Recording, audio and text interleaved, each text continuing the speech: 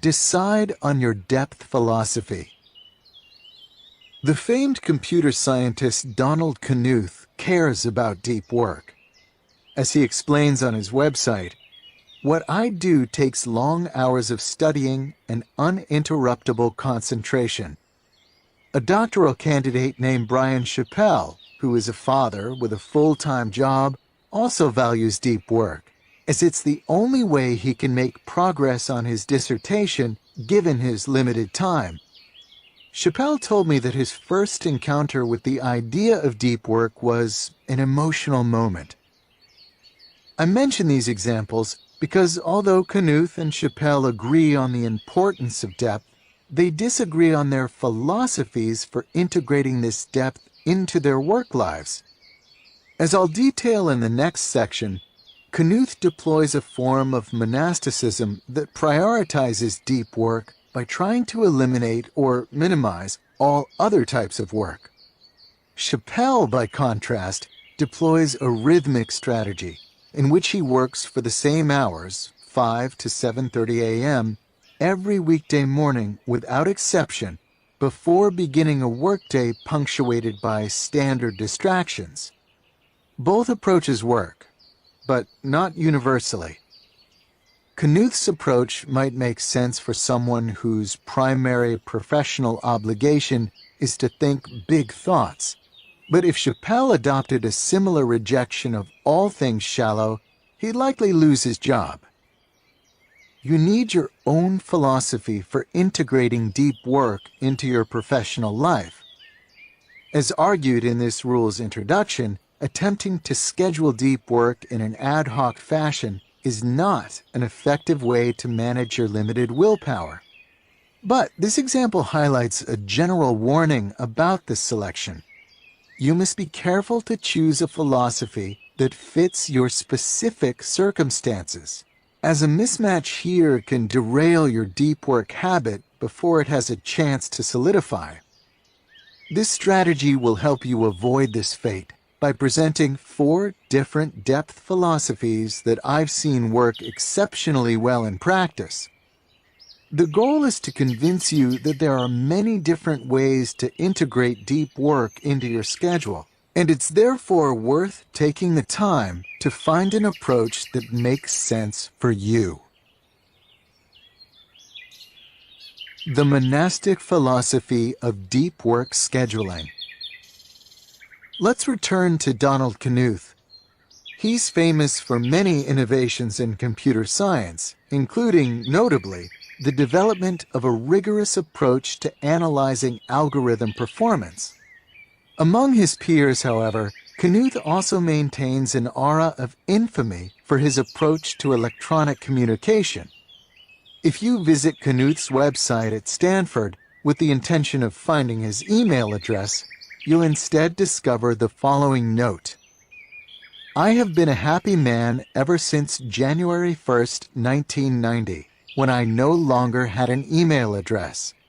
I'd used email since about 1975, and it seems to me that 15 years of email is plenty for one lifetime.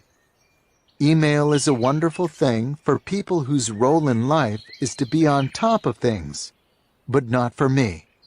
My role is to be on the bottom of things. What I do takes long hours of studying and uninterruptible concentration." Knuth goes on to acknowledge that he doesn't intend to cut himself off completely from the world. He notes that writing his books requires communication with thousands of people, and that he wants to be responsive to questions and comments. His solution? He provides an address, a postal mailing address.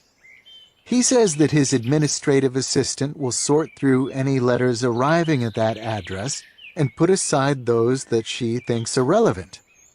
Anything that's truly urgent she'll bring to Knuth promptly, and everything else he'll handle in a big batch once every 3 months or so. Knuth deploys what I call the monastic philosophy of deep work scheduling. This philosophy attempts to maximize deep efforts by eliminating or radically minimizing shallow obligations. Practitioners of the monastic philosophy tend to have a well-defined and highly valued professional goal that they're pursuing, and the bulk of their professional success comes from doing this one thing exceptionally well. It's this clarity that helps them eliminate the thicket of shallow concerns that tend to trip up those whose value proposition in the working world is more varied. Knuth, for example, explains his professional goal as follows. I try to learn certain areas of computer science exhaustively. Then, I try to digest that knowledge into a form that is accessible to people who don't have time for such study. Trying to pitch Knuth on the intangible returns of building an audience on Twitter or the unexpected opportunities that might come through a more liberal use of email will fail, as these behaviors don't directly aid his goal to exhaustively understand specific corners of computer science and then write about them in an accessible manner. Another person committed to monastic deep work is the acclaimed science fiction writer Neal Stephenson. If you visit Stephenson's author website, you'll notice a lack of email or mailing address. We can gain insight into this omission from a pair of essays that Stephenson posted on his early website, hosted on The Well, back in the early 2000s, and which have been preserved by the Internet Archive. In one such essay archived in 2003, Stephenson summarizes his communication policy as follows. Persons who wish to interfere with my concentration are politely requested not to do so, and warned that I don't answer email, lest my communication policy's key message get lost in the verbiage. I will put it here succinctly. All of my time and attention are spoken for, several times over. Please, do not ask for them. To further justify this policy, Stephenson wrote an essay titled, Why I Am a Bad Correspondent. At the core of his explanation for his inaccessibility is the following decision. The productivity equation, he writes, is a nonlinear one. In other words, this accounts for why I am a bad correspondent and why I very rarely accept speaking engagements. If I organize my life in such a way that I get lots of long, consecutive, uninterrupted time chunks, I can write novels. But as those chunks get separated and fragmented, my productivity as a novelist drops spectacularly. Stephenson sees two mutually exclusive options. He can write good novels at a regular rate, or he can answer a lot of individual emails and attend conferences, and as a result, produce lower quality novels at a slower rate. He chose the former option, and this choice requires him to avoid as much as possible any source of shallow work in his professional life. This issue is so important to Stephenson that he went on to explore its implications, positive and negative, in his 2008 science fiction epic, Anathema, which considers a world where an intellectual elite live in monastic orders, isolated from the distracted masses and technology, thinking deep thoughts. In my experience, the monastic philosophy makes many knowledge workers defensive. The clarity with which its adherents identify their value to the world, I suspect, touches a raw nerve for those whose contribution to the information economy is more complex. Notice, of course, that more complex does not mean lesser.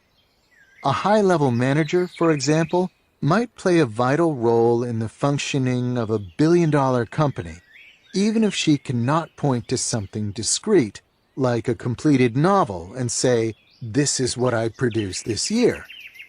Therefore, the pool of individuals to whom the monastic philosophy applies is limited, and that's okay. If you're outside this pool, its radical simplicity shouldn't evince too much envy.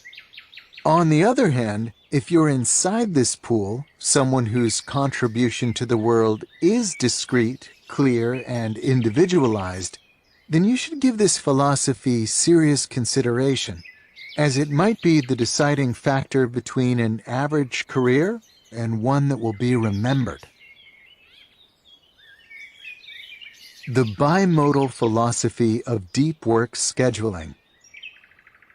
This book opened with a story about the revolutionary psychologist and thinker Carl Jung. In the 1920s, at the same time that Jung was attempting to break away from the strictures of his mentor Sigmund Freud, he began regular retreats to a rustic stone house he built in the woods outside the small town of Bollingen. When there, Jung would lock himself every morning into a minimally appointed room to write without interruption. He would then meditate and walk in the woods to clarify his thinking in preparation for the next day's writing. These efforts, I argued, were aimed at increasing the intensity of Jung's deep work to a level that would allow him to succeed in intellectual combat with Freud and his many supporters. In recalling this story, I want to emphasize something important. Jung did not deploy a monastic approach to deep work. Donald Knuth and Neil Stevenson, our examples from earlier, attempted to completely eliminate distraction and shallowness from their professional lives. Jung, by contrast, sought this elimination only during the periods he spent at his retreat. The rest of Jung's time was spent in Zurich, where his life was anything but monastic. He ran a busy clinical practice that often had him seeing patients until late at night. He was an active participant in the Zurich coffeehouse culture, and he gave and attended many lectures in the city's respected universities. Einstein received his doctorate from one university in Zurich and later taught at another. He also, interestingly enough, knew Jung, and the two shared several dinners to discuss the key ideas of Einstein's special relativity. Jung's life in Zurich, in other words, is similar in many ways to the modern archetype of the hyper-connected digital age knowledge worker. Replace Zurich with San Francisco, and Letter with Tweet, and we could be discussing some hotshot tech CEO. Jung's approach is what I call the bimodal philosophy of deep work. This philosophy asks that you divide your time, dedicating some clearly defined stretches to deep pursuits and leaving the rest open to everything else. During the deep time, the bimodal worker will act monastically, seeking intense and uninterrupted concentration. During the shallow time, such focus is not prioritized. This division of time between deep and open can happen on multiple scales. For example, on the scale of a week, you might dedicate a 4-day weekend to depth and the rest to open time. Similarly, on the scale of a year, you might dedicate one season to contain most of your deep stretches, as many academics do over the summer or while on sabbatical. The bimodal philosophy believes that deep work can produce extreme productivity, but only if the subject dedicates enough time to such endeavors to reach maximum cognitive intensity, the state in which real breakthroughs occur. This is why the minimum unit of time for deep work in this philosophy tends to be at least one full day. To put aside a few hours in the morning, for example, is too short to count as a deep work stretch for an adherent of this approach. At the same time, the bimodal philosophy is typically deployed by people who cannot succeed in the absence of substantial commitments to non-deep pursuits. Jung, for example, needed his clinical practice to pay the bills and the Zurich coffeehouse scene to stimulate his thinking.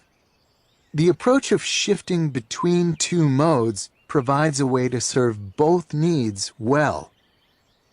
To provide a more modern example of the bimodal philosophy in action, we can once again consider Adam Grant, the Wharton Business School professor whose thoughtfulness about work habits was first introduced in Part 1.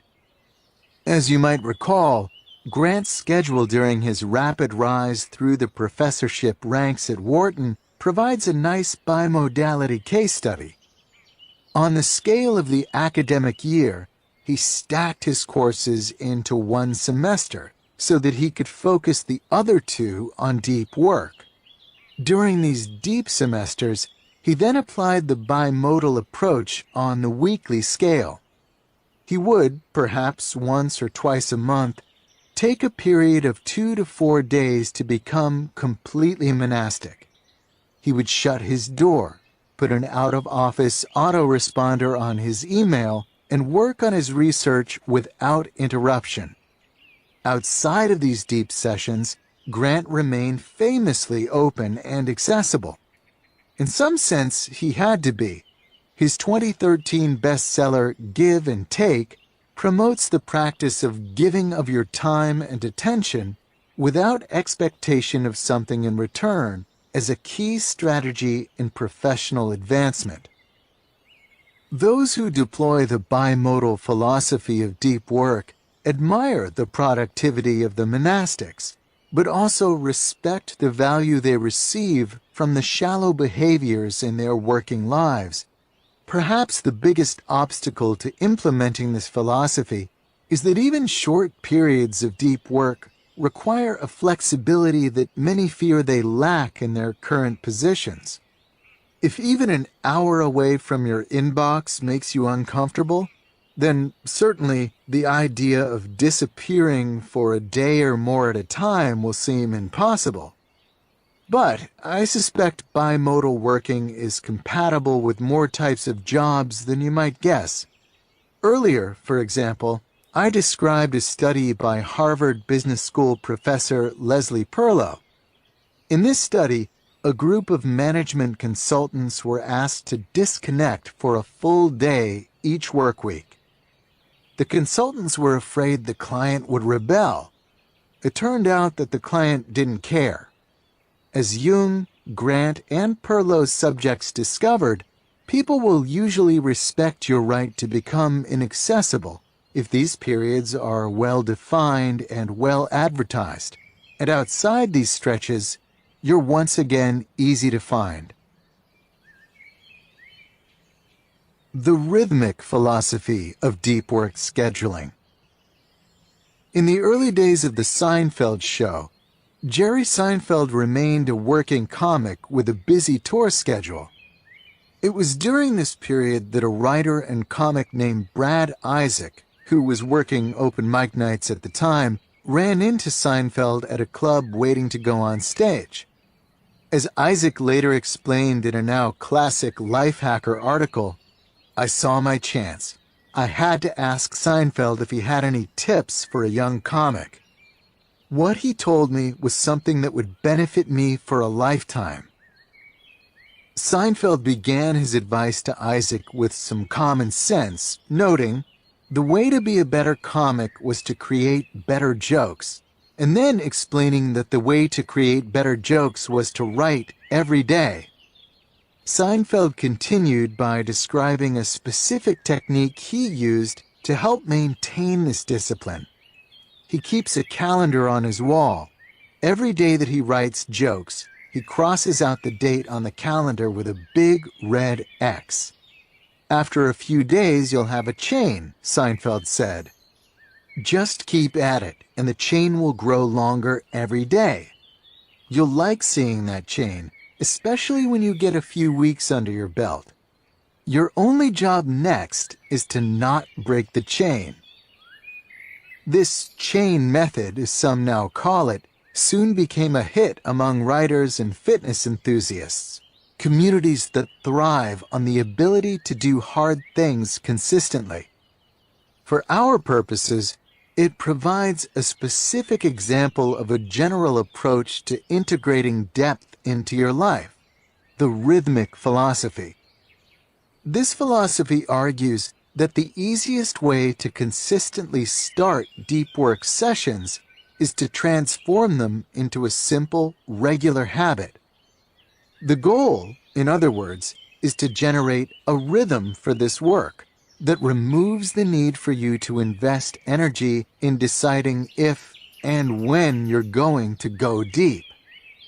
The chain method is a good example of the rhythmic philosophy of deep work scheduling because it combines a simple scheduling heuristic, do the work every day, with an easy way to remind yourself to do the work, the big red X's on the calendar.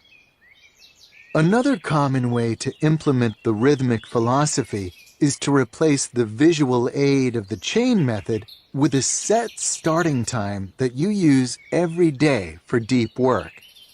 In much the same way that maintaining visual indicators of your work progress can reduce the barrier to entry for going deep, eliminating even the simplest scheduling decisions, such as when during the day to do the work, also reduces this barrier.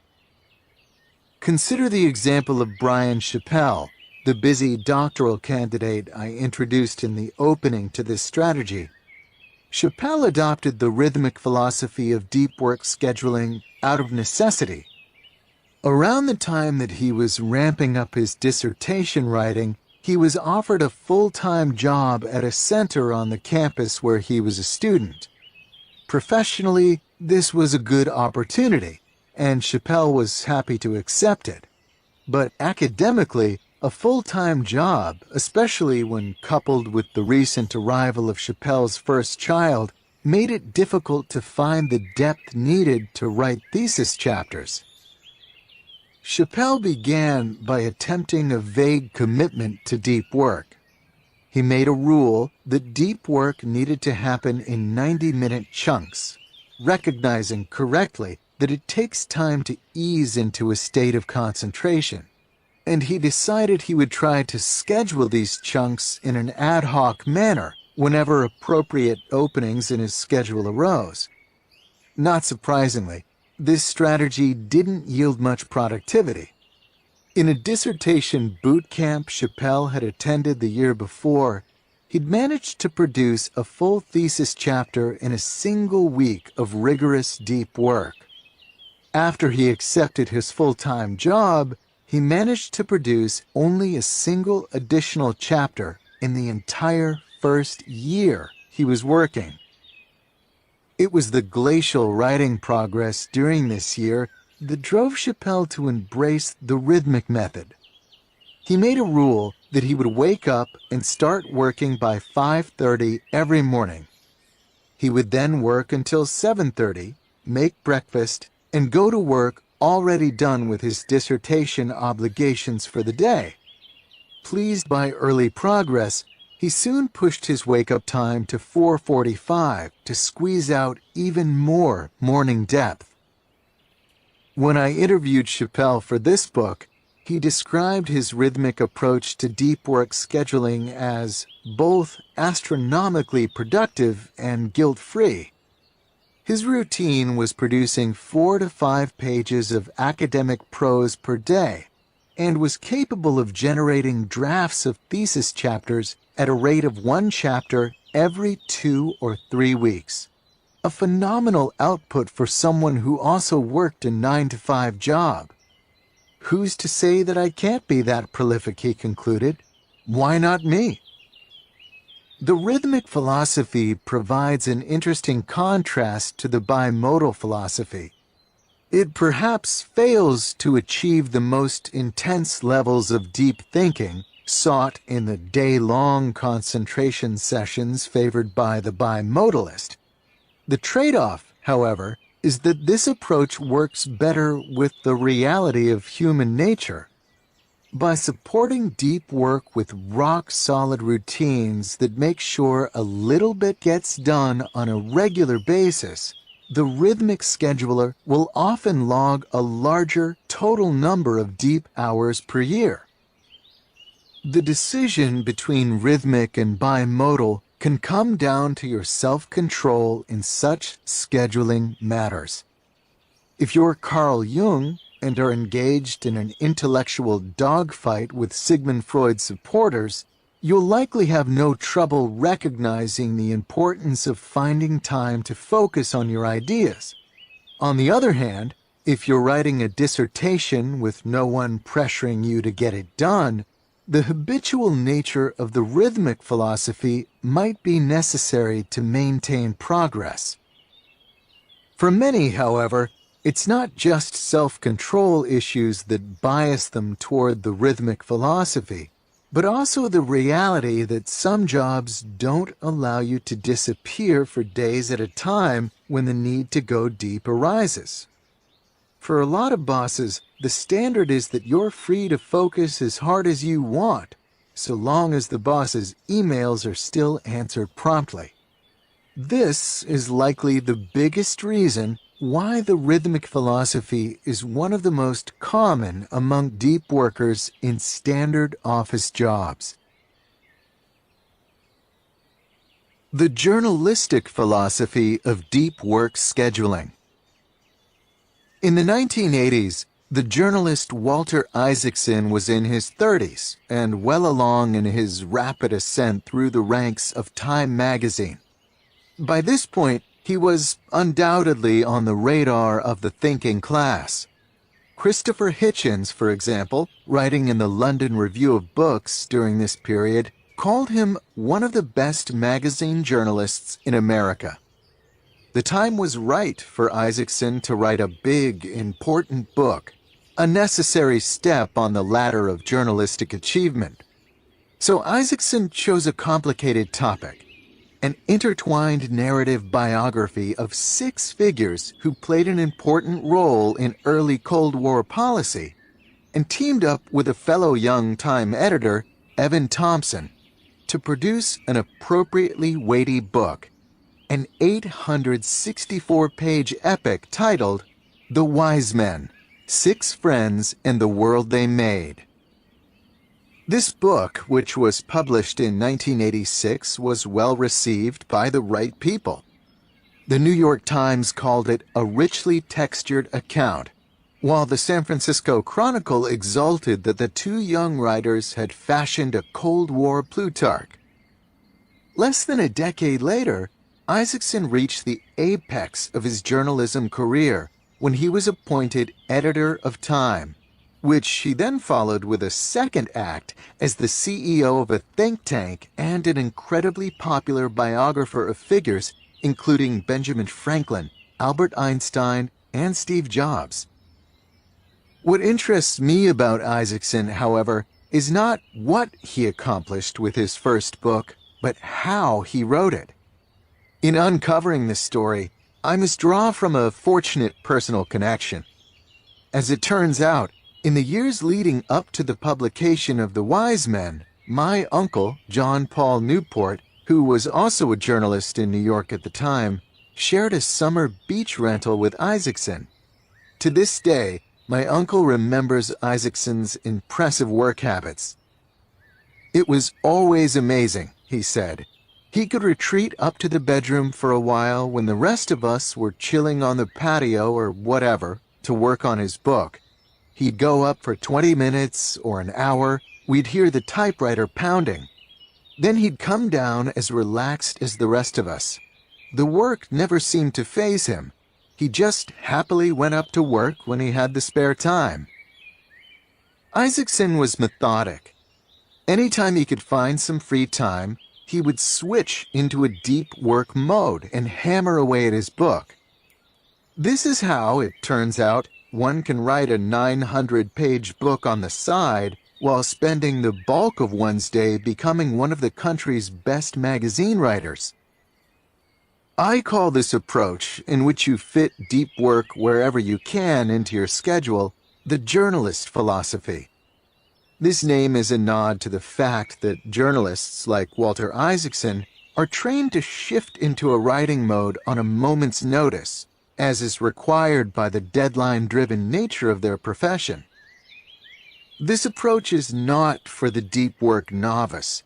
As I established in the opening to this rule, The ability to rapidly switch your mind from shallow to deep mode doesn't come naturally.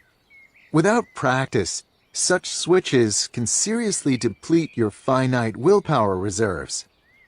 This habit also requires a sense of confidence in your abilities, a conviction that what you're doing is important and will succeed.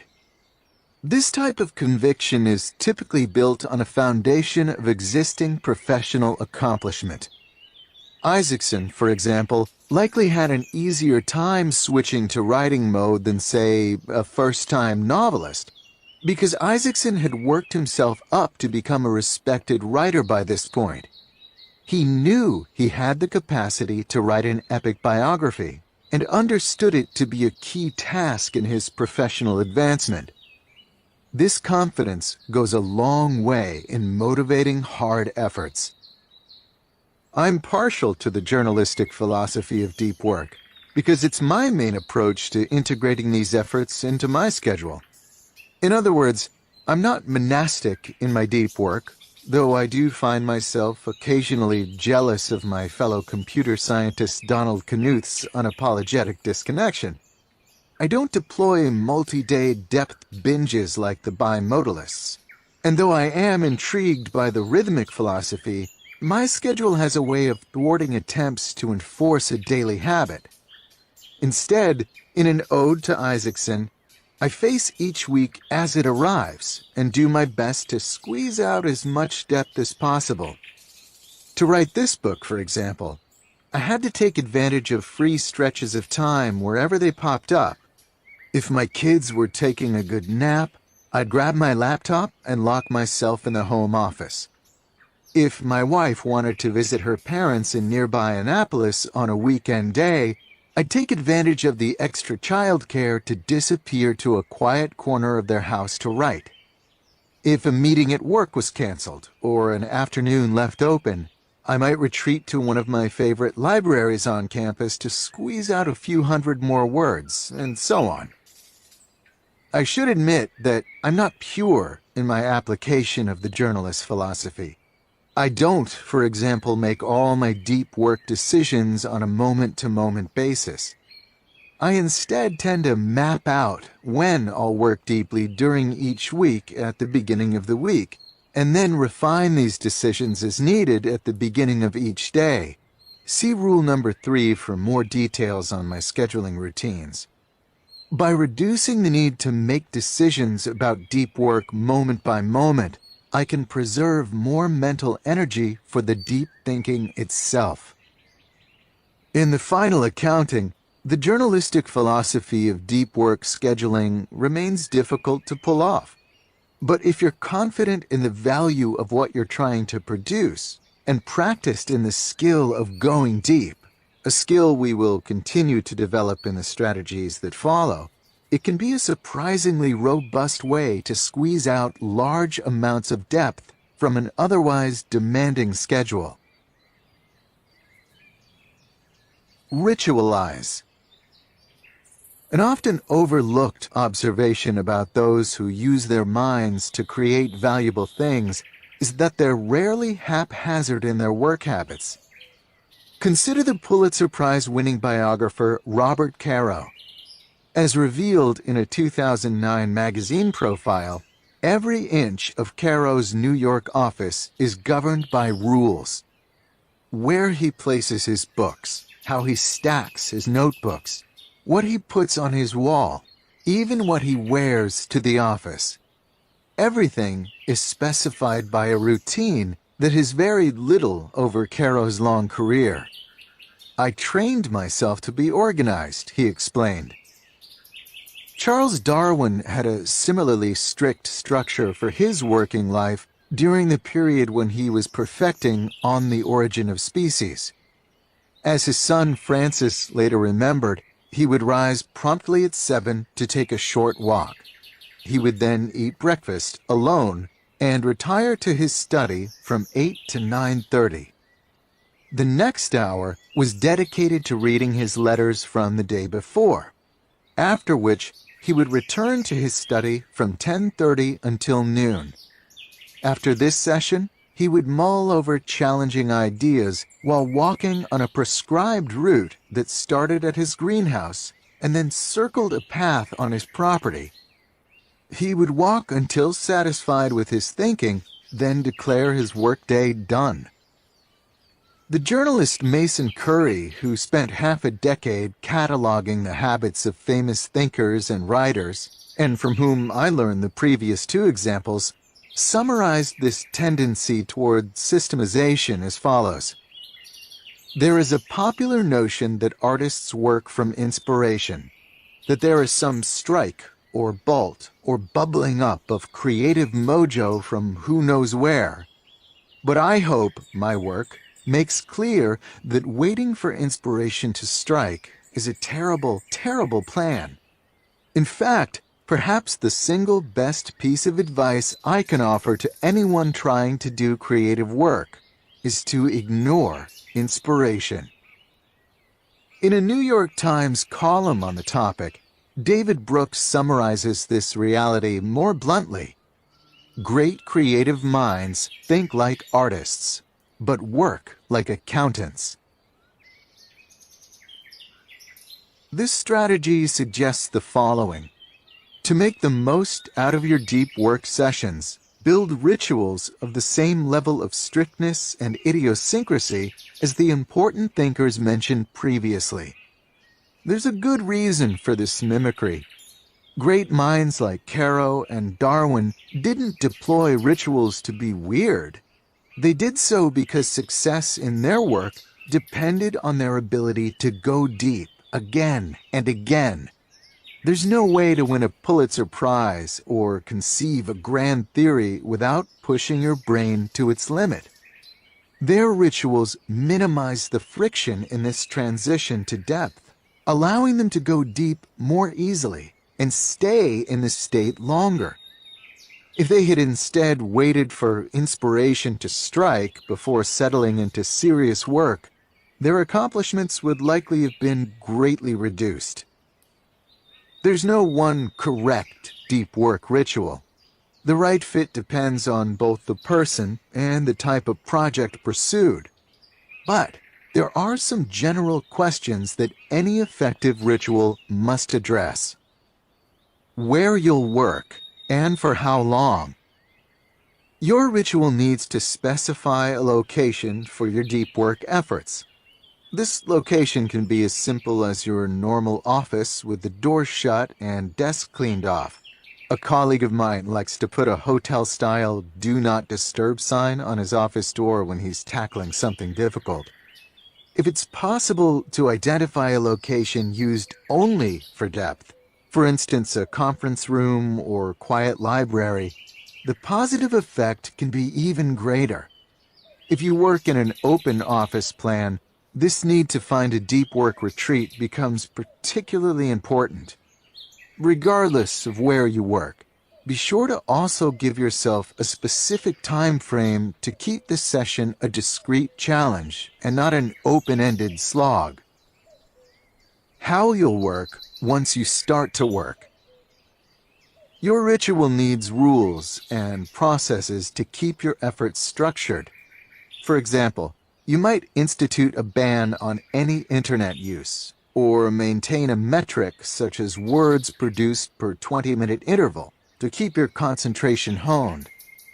Without this structure, you'll have to mentally litigate again and again what you should and should not be doing during these sessions, and keep trying to assess whether you're working sufficiently hard. These are unnecessary drains on your willpower reserves. How you'll support your work. Your ritual needs to ensure your brain gets the support it needs to keep operating at a high level of depth.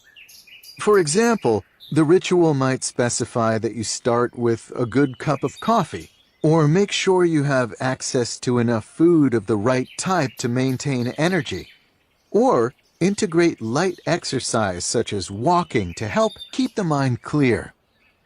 As Nietzsche said, it is only ideas gained from walking that have any worth. This support might also include environmental factors, such as organizing the raw materials of your work to minimize energy-dissipating friction, as we saw with Caro's example. To maximize your success, you need to support your efforts to go deep. At the same time, this support needs to be systematized so that you don't waste mental energy figuring out what you need in the moment. These questions will help you get started in crafting your deep work ritual. But keep in mind that finding a ritual that sticks might require experimentation, so be willing to work at it. I assure you that the effort's worth it. Once you've evolved something that feels right, the impact can be significant. To work deeply is a big deal and should not be an activity undertaken lightly. Surrounding such efforts with a complicated, and perhaps to the outside world quite strange ritual accepts this reality. Providing your mind with the structure and commitment it needs to slip into the state of focus where you can begin to create things that matter. Make grand gestures. In the early winter of 2007, J.K. Rowling was struggling to complete the Deathly Hallows, the final book in her Harry Potter series. The pressure was intense, as this book bore the responsibility of tying together the 6 that preceded it in a way that would satisfy the series' hundreds of millions of fans. Rowling needed to work deeply to satisfy these demands, but she was finding unbroken concentration increasingly difficult to achieve at her home office in Edinburgh, Scotland. As I was finishing Deathly Hallows, there came a day where the window cleaner came. The kids were at home, the dogs were barking, Rowling recalled in an interview.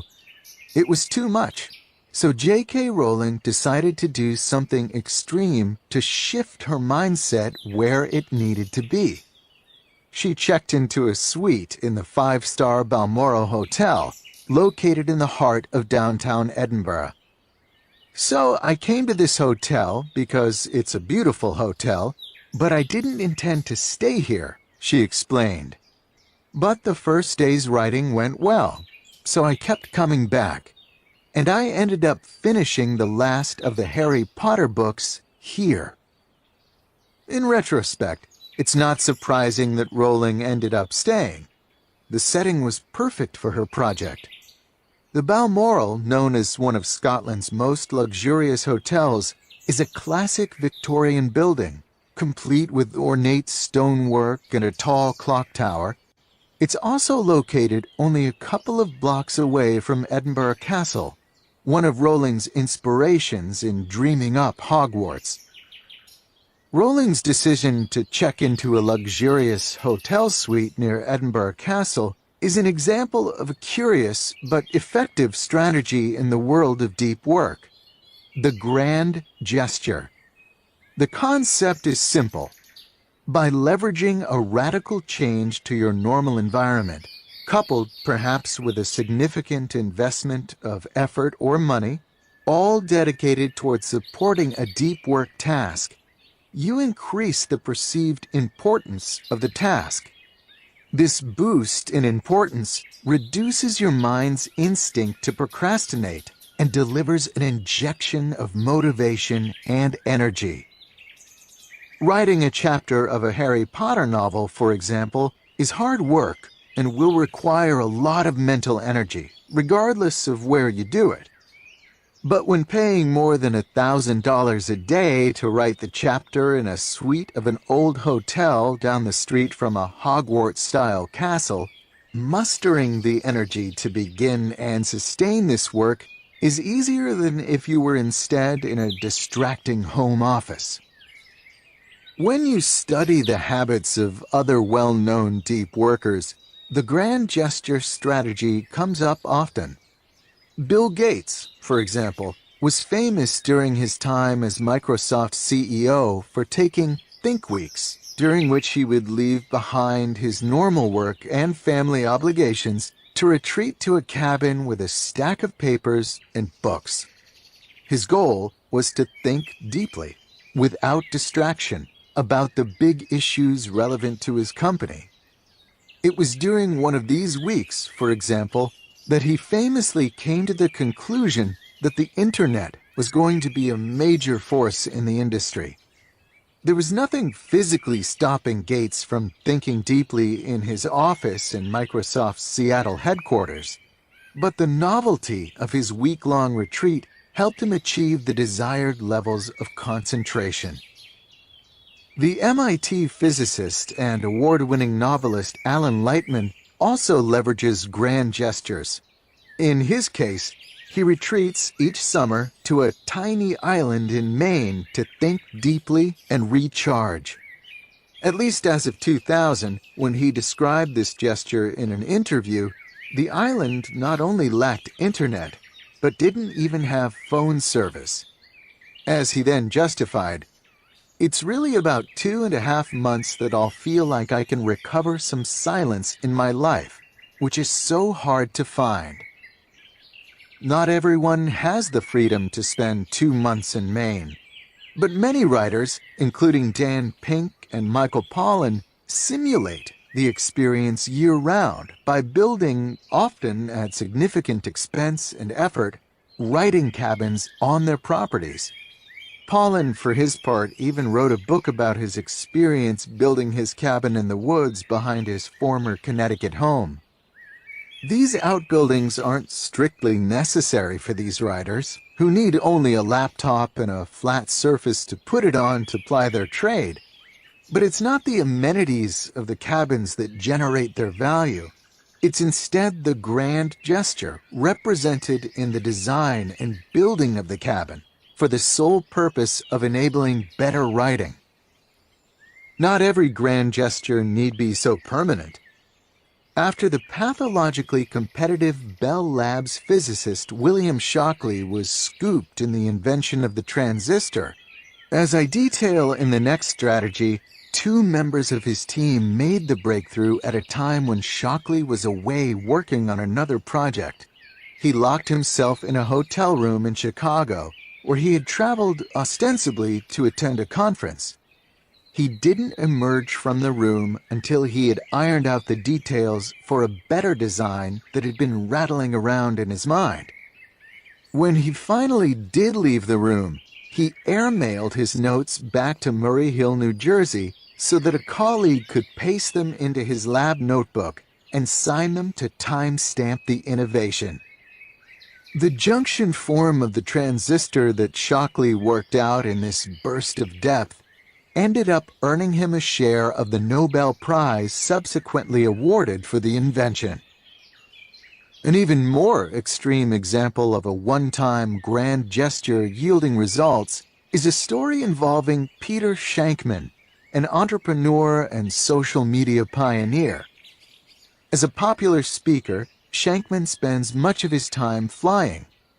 He eventually realized that 30,000 feet was an ideal environment for him to focus. As he explained in a blog post, "Locked in a seat with nothing in front of me, nothing to distract me, nothing to set off my, ooh, shiny DNA, I have nothing to do but be at one with my thoughts." It was sometime after this realization that Shankman signed a book contract that gave him only 2 weeks to finish the entire manuscript. Meeting this deadline would require incredible concentration. To achieve this state, Shankman did something unconventional. He booked a round-trip business-class ticket to Tokyo. He wrote during the whole flight to Japan, drank an espresso in the business-class lounge once he arrived in Japan, then turned around and flew back, once again writing the whole way. Arriving back in the States only 30 hours after he first left, with a completed manuscript now in hand. The trip cost $4,000 and was worth every penny, he explained. In all of these examples, it's not just the change of environment or seeking of quiet that enables more depth. The dominant force is the psychology of committing so seriously to the task at hand. To put yourself in an exotic location to focus on a writing project, or to take a week off from work just to think, or to lock yourself in a hotel room until you complete an important invention. These gestures push your deep goal to a level of mental priority that helps unlock the needed mental resources. Sometimes, to go deep, you must first go big. Don't work alone. The relationship between deep work and collaboration is tricky. It's worth taking the time to untangle, however, because properly leveraging collaboration can increase the quality of deep work in your professional life. It's helpful to start our discussion of this topic by taking a step back to consider what at first seems to be an unresolvable conflict. In part 1 of this book, I criticized Facebook for the design of its new headquarters. In particular, I noted that the company's goal to create the world's largest open office space, a giant room that will reportedly hold 2,800 workers, represents an absurd attack on concentration. Both intuition and a growing body of research underscore the reality that sharing a workspace with a large number of coworkers is incredibly distracting, creating an environment that thwarts attempts to think seriously. In a 2013 article summarizing recent research on this topic, Businessweek went so far as to call for an end to the tyranny of the open plan office. And yet, these open office designs are not embraced haphazardly. As Maria Konnikova reports in The New Yorker, when this concept first emerged, its goal was to facilitate communication and idea flow. This claim resonated with American businesses looking to embrace an aura of startup unconventionality. Josh Tiernagel, the editor of Bloomberg Businessweek, for example, explained the lack of offices in Bloomberg's headquarters as follows.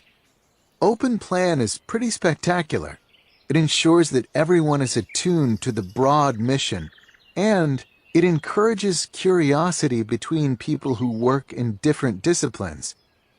Jack Dorsey justified the open layout of the Square headquarters by explaining, "We encourage people to stay out in the open because we believe in serendipity and people walking by each other teaching new things."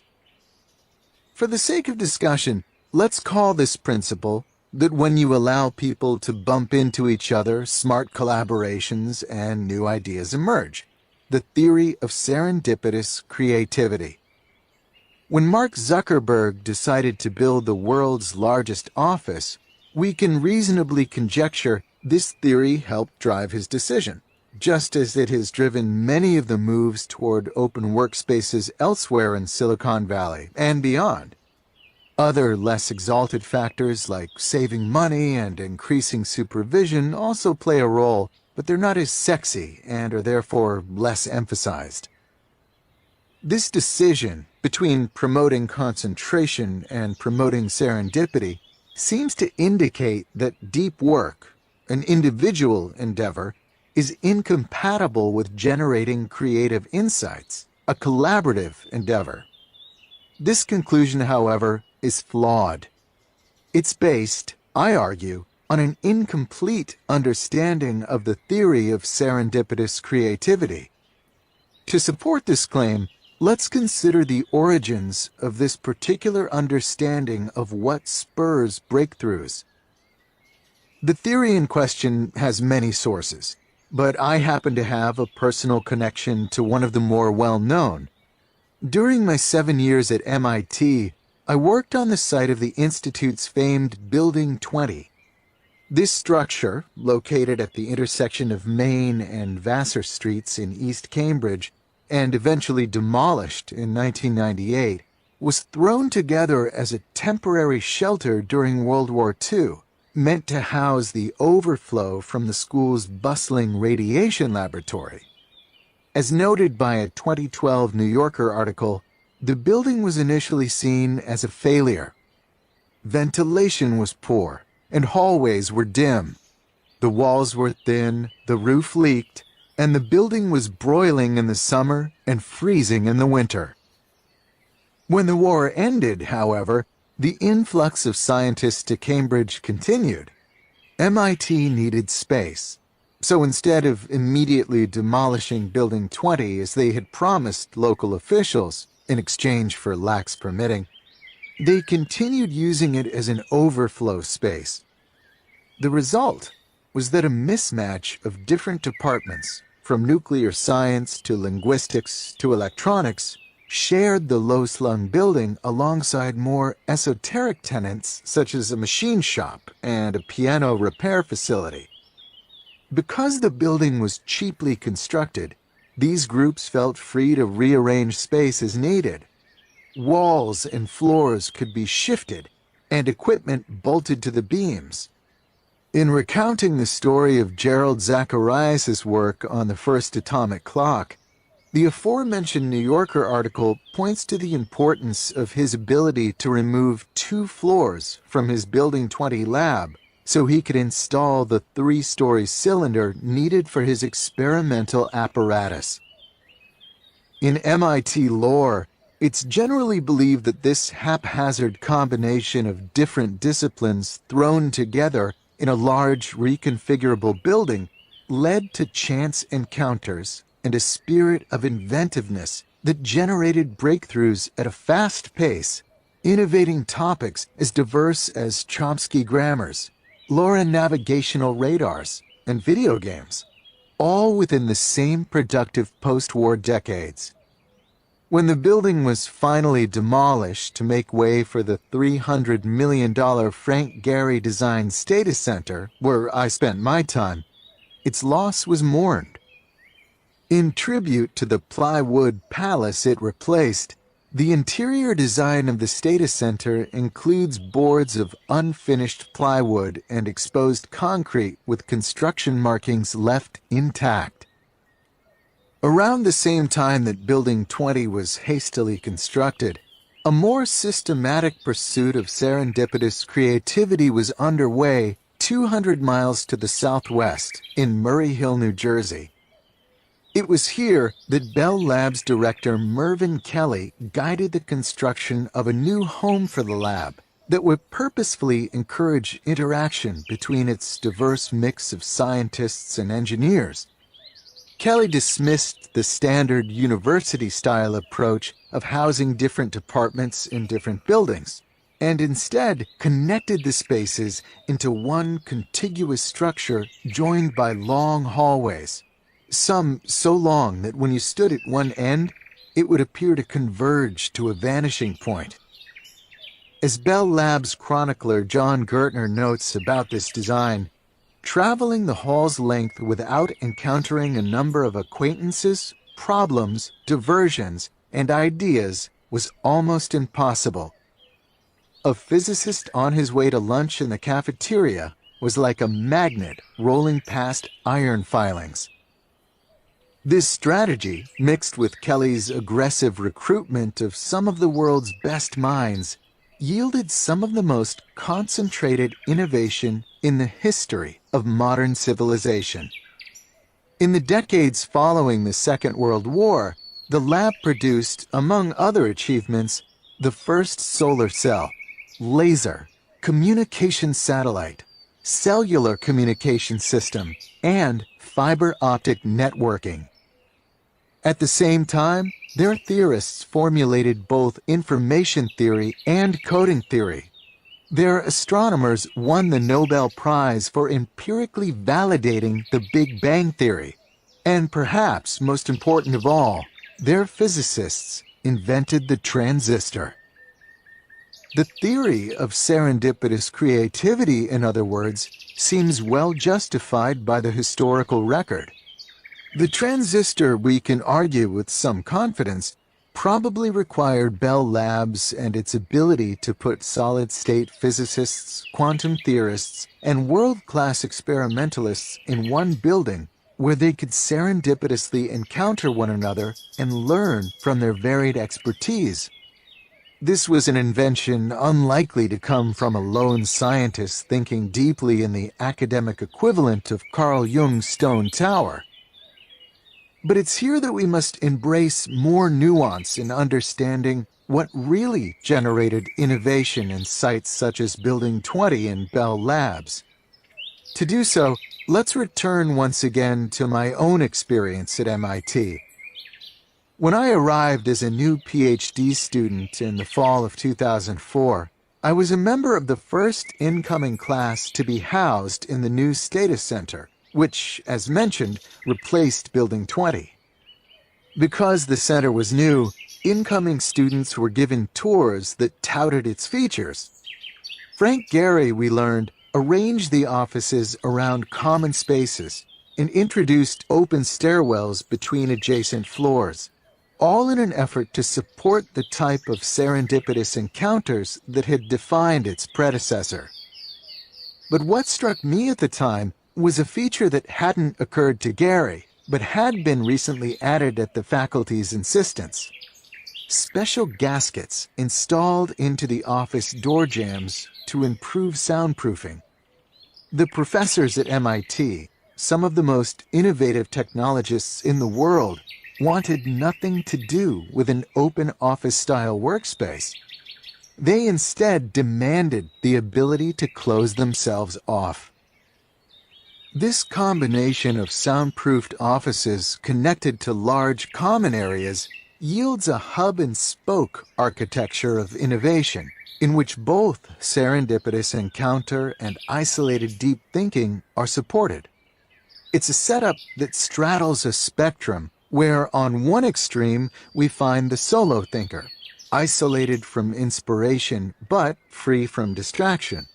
And on the other extreme, we find the fully collaborative thinker in an open office, flush with inspiration, but struggling to support the deep thinking needed to build on it. If we turn our attention back to Building 20 and Bell Labs, we see that this is the architecture they deployed as well. Neither building offered anything resembling a modern open office plan. They were instead constructed using the standard layout of private offices connected to shared hallways. Their creative mojo had more to do with the fact that these offices shared a small number of long connecting spaces, forcing researchers to interact whenever they needed to travel from one location to another. These mega hallways, in other words, provided highly effective hubs. We can, therefore, still dismiss the depth-destroying open office concept without dismissing the innovation-producing theory of serendipitous creativity. The key is to maintain both in a hub-and-spoke style arrangement. Expose yourself to ideas and hubs on a regular basis, but maintain a spoke in which to work deeply on what you encounter.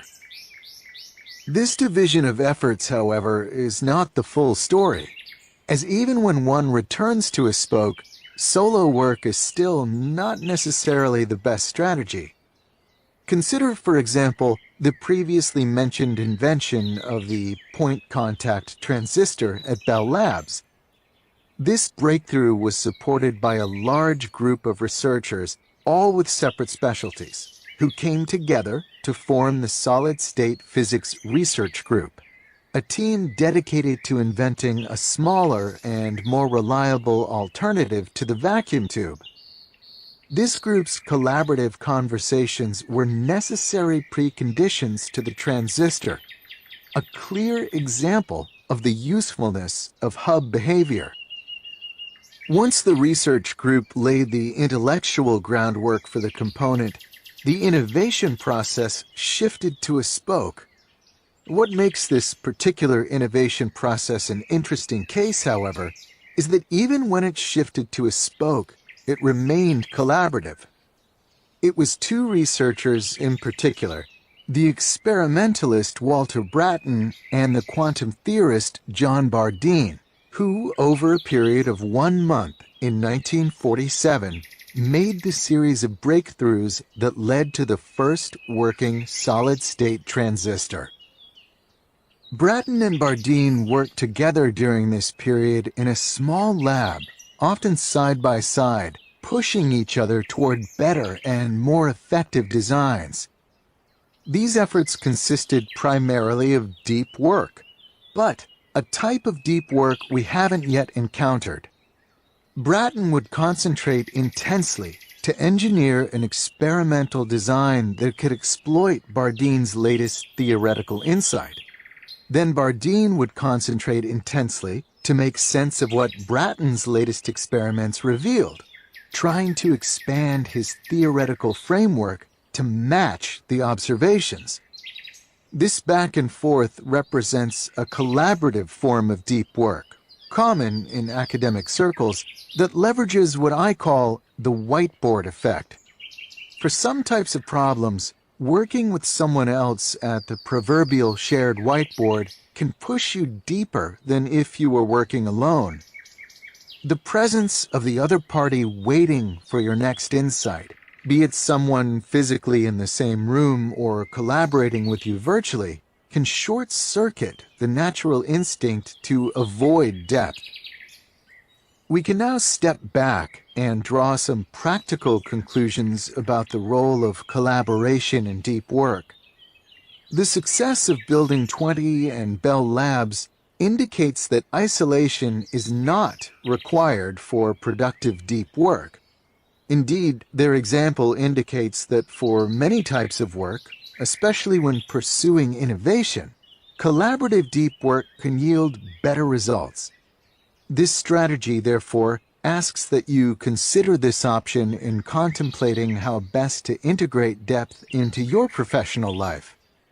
In doing so, however, keep the following two guidelines in mind. First, distraction remains a destroyer of depth. Therefore, the hub and spoke model provides a crucial template.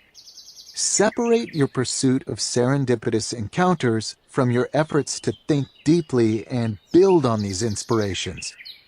You should try to optimize each effort separately, as opposed to mixing them together into a sludge that impedes both goals. Second, even when you retreat to a spoke to think deeply, when it's reasonable to leverage the whiteboard effect, do so. By working side by side with someone on a problem, you can push each other toward deeper levels of depth, and therefore toward the generation of more and more valuable output as compared to working alone. When it comes to deep work, in other words, consider the use of collaboration when appropriate, as it can push your results to a new level. At the same time, don't lionize this quest for interaction and positive randomness to the point where it crowds out the unbroken concentration ultimately required to wring something useful out of the swirl of ideas all around us.